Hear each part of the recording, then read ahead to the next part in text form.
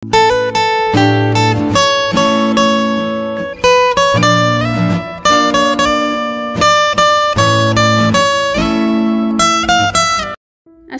আলাইকুম, কেমন আছেন সবাই? আশা করি সবাই খুব ভালো আছেন। আল্লাহর রহমতে আমরাও ভালো আছি এবং সুস্থ আছি।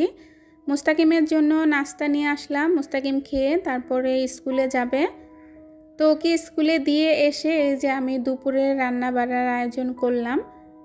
তো এখানে কিন্তু আজকে আমি খুদের ভাত আর অনেক ধরনের ভর্তা বানাবো। সময় এবং গ্যাস সাশ্রয় করার জন্য আমি কিন্তু এখানে ডাল, তারপর হচ্ছে আলু, কাঁঠাল বিচি আর ভেন্ডি একসাথে প্রেসার কুকারে সিদ্ধ করেছি আর বাকিগুলো আমি ভেজে নিয়েছি।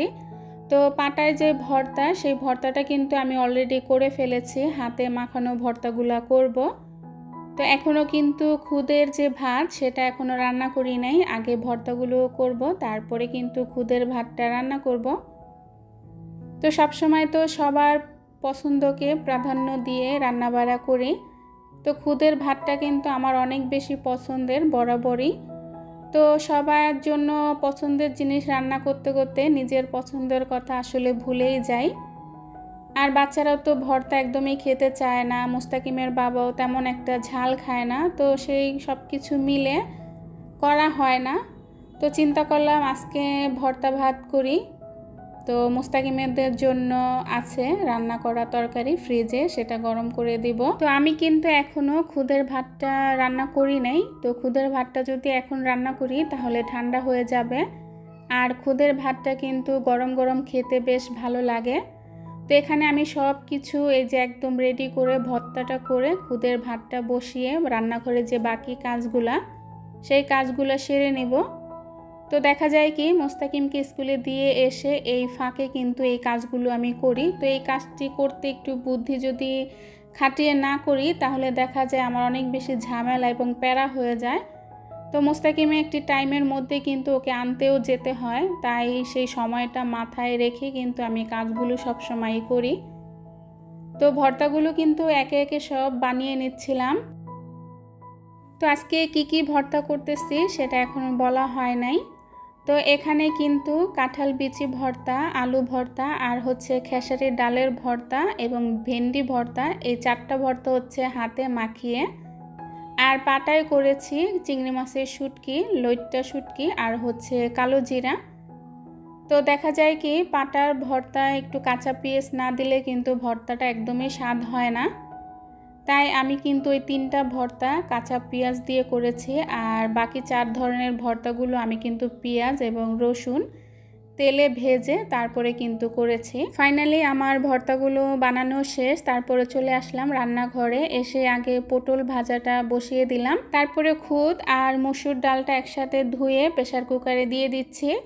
তা আমি কিন্তু সব মশলা দিয়ে হাতে মেখে রান্না করব। তো হাতে মাখিয়ে রান্না করলে দেখা যায় কি যে সময়টা কম লাগে, আর হাতে মাখিয়ে রান্না করলে যে খারাপ হয় তেমনটাও না। হাতে মাখিয়ে রান্না করলেও কিন্তু বেশ মজার হয়। তো এখানে কিন্তু আমি কোনো আদা রসুন অ্যাড করব না। তো দেখা যায় খুদের ভাতে যদি আদা রসুন অ্যাড করা হয় তাহলে খুদের ভাতটা কিন্তু একটু ভুনা খিচুড়ি টাইপের হয়ে যায়।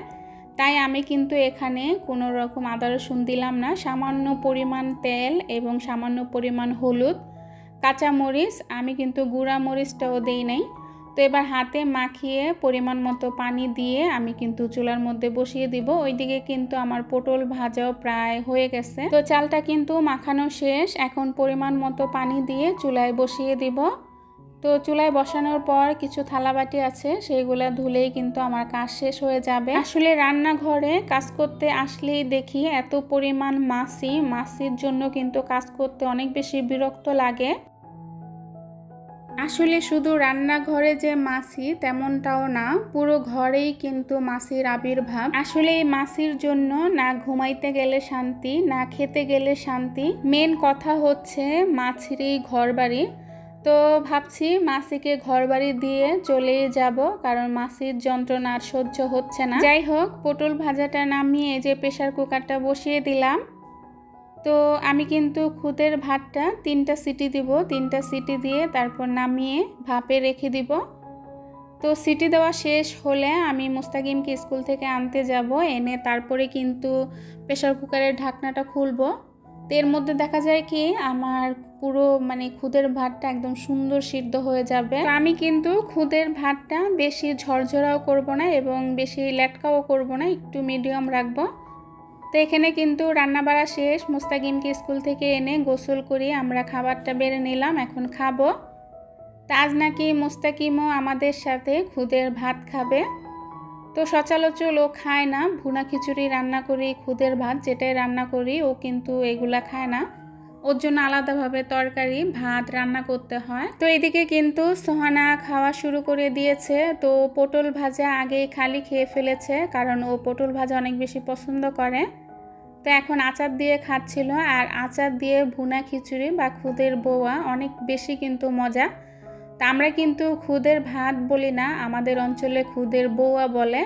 জানি না আপনারা এই নামটার সাথে পরিচিত কিনা। তো যাই হোক, আজকের ভিডিওটা এখান থেকে শেষ করছি। আজকের ভিডিওটা আপনাদের কাছে কেমন লেগেছে অবশ্যই কমেন্টে জানাবেন। আপনাদের সুস্বাস্থ্য কামনা করে আজ এখান থেকেই বিদায় নিচ্ছি। আল্লাহ হাফেজ।